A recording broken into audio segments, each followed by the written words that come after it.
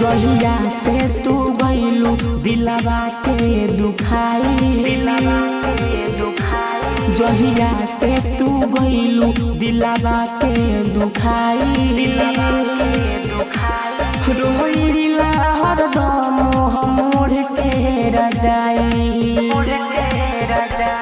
जहिया से तू गइलू दिलवा के दुखाई, जहिया से तू गइलू दिलवा के दुखाई, रोइला हरदम मोर के रजाई। काहे अपना बना के तू भइलू पराई, रोइले हरदम मोर के रजाई।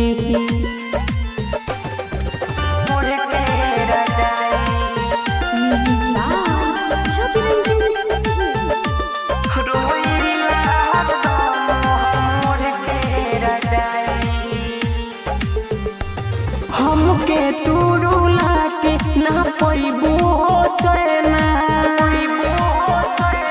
रोवे तोहरा याद में हरदम नैना। गइलू तू भुलाई मोहब्बत के वादा, जब गइल हो सोचल ई दिल के इरादा।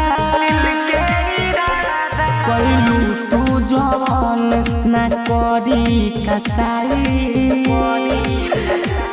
रोइले हरदम मोर के रजाई। जहिया से तू गइलू दिलवा के दुखाई,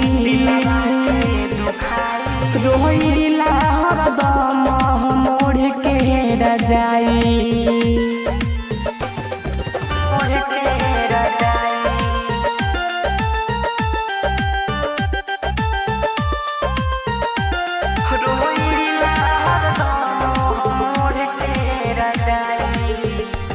सागर सुजीत का कर पेला हरदम, देखे गइलू जब से दिलवा पे जखम।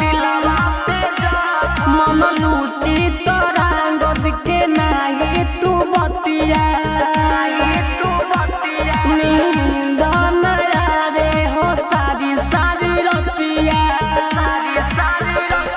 हमसे सहल जाई ना तोहर जुदाई,